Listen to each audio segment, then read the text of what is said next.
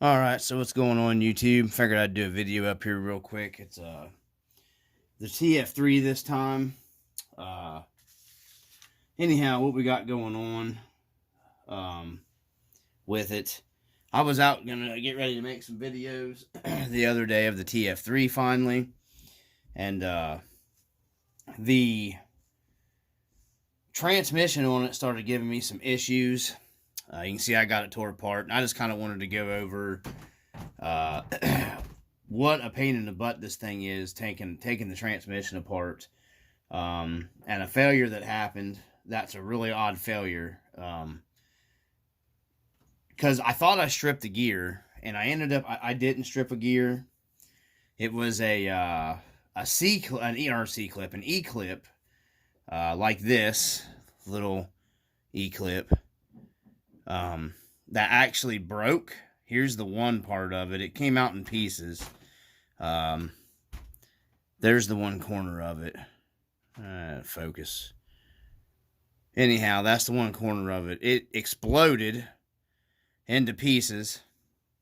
And I'll show you here when I get into it. But I wanted to go over... This thing's kind of a pain in the butt, guys, to take the transmission apart. It legitimately is like a real one-to-one truck.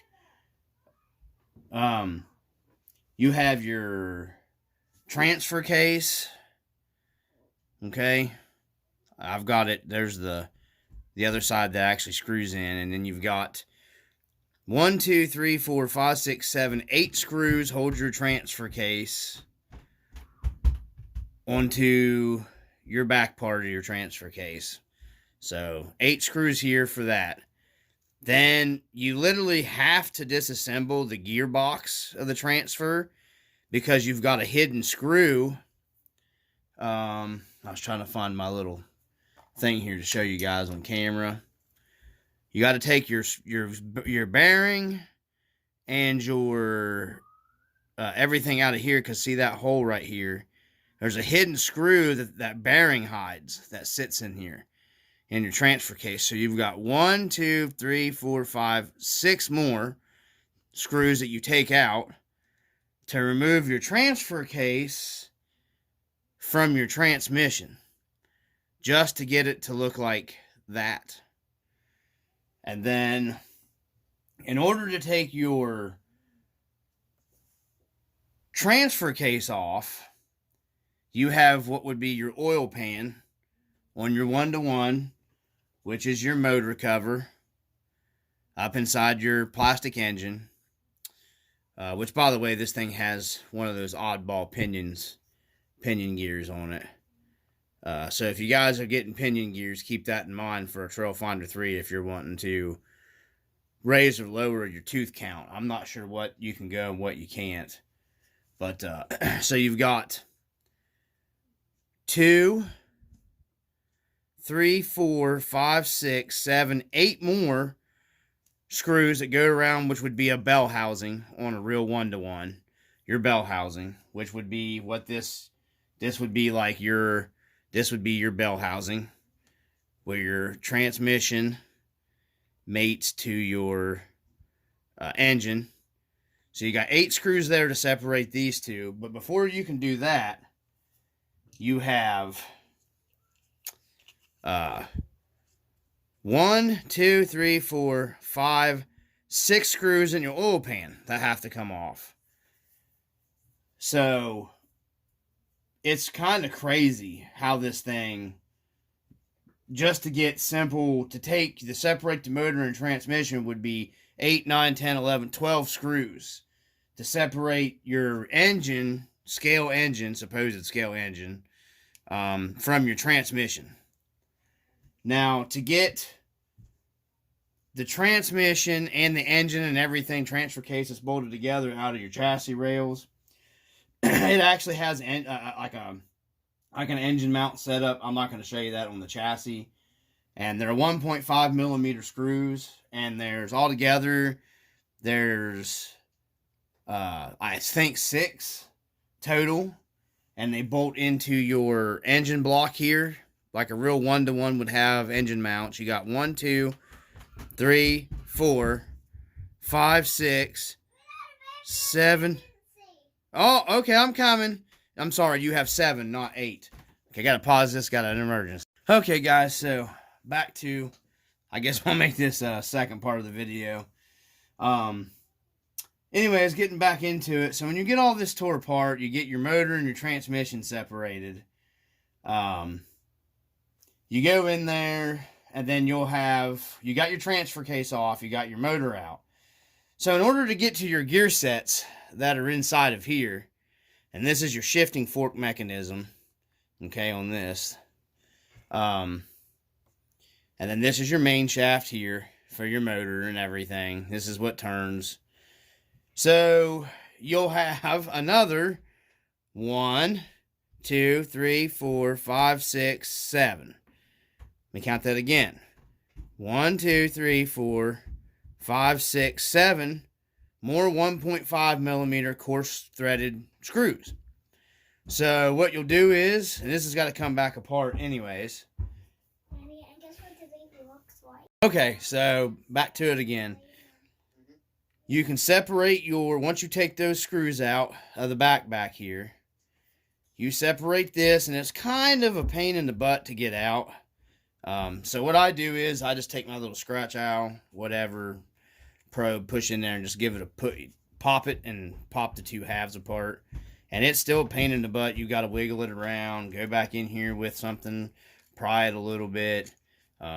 It's very tight to get out until you finally get it, okay? And it'll pop off. So then this slides out, and you have your gear set. This is your shifting. This is your shifting fork. You can see it slides right here at the bottom if you watch. That's your shifting fork. You know, that's like your second gear. When you slide it up, it engages it, and then all your gears turn for your main gears. You know, you want to shift it back out. There you go. You're back down to your, it's just engaging. It would be engaging the one gear. This one just free rides. It's not locked until you shift it. Then see, it locks. So, anyways, so in order to get, you got this out, and then this separates, okay? So this is your shifting gear, fork gear set. There's 2 sets of gears in this transmission. So this is your shifting gear set. So we're going to set that to the side because I've already fixed it. I probably need to replace eventually this top gear set, and I'll show you here real quick. So then when you come in here, you've got another 1, 2, 3, 4, 5, 6 more screws that are hidden. I'll show you. They're down in here. You got to take those out. There's 1, 2, 3, 4, 5, 6 down inside the holes. They're just these little coarse threaded, 1.5 millimeter metric cap head or bolt head, whatever screws you want to call them. And then this center section, just like a real, transmissions come out, this will come off. And then your main gear set, this is now your empty housing with your bearings and stuff in it. There is bearings in there. Make sure you don't lose your bearings. And then you've got your main gear set here. And you can almost probably tell right here is where the E-clip got stuck between this rear little gear and where it rides on your main gear here. I don't know if this would be called an output, maybe.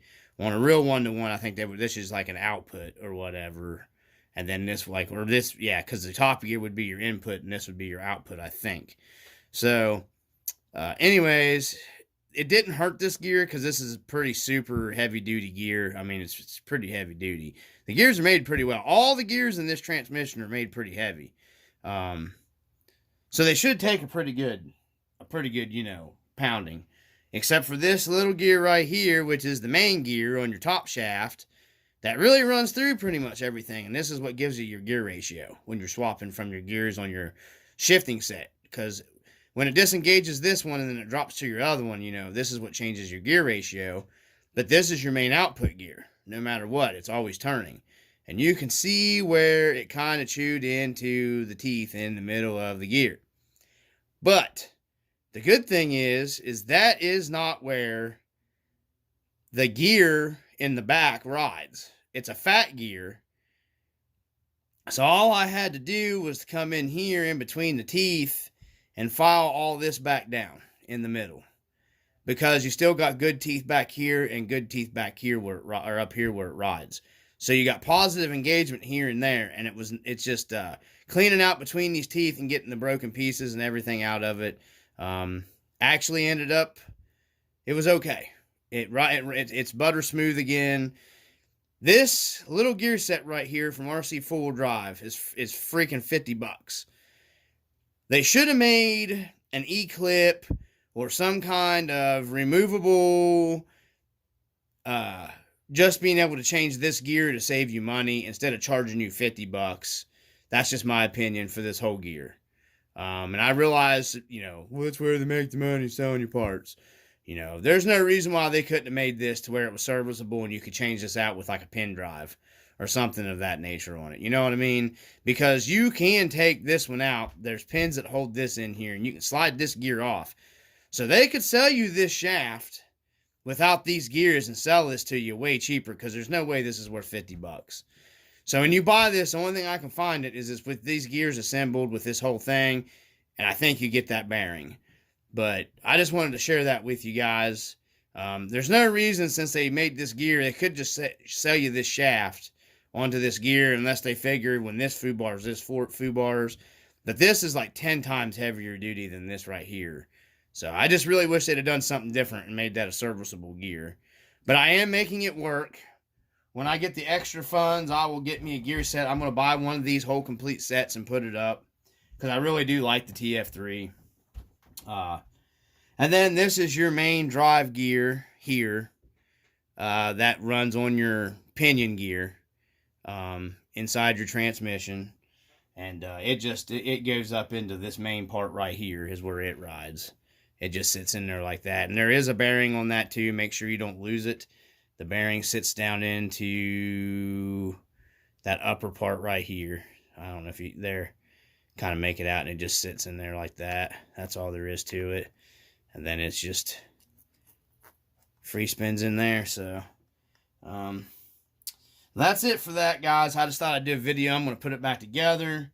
When you're doing this, I'm not going to do it on camera because it's going to be a complete pain in the butt and I'll have to cut, edit, and all that stuff. I just wanted to show you guys if you run into that problem. I've still got to fix the E-clip that Chernobyl actually rides right here. If I can get it to focus.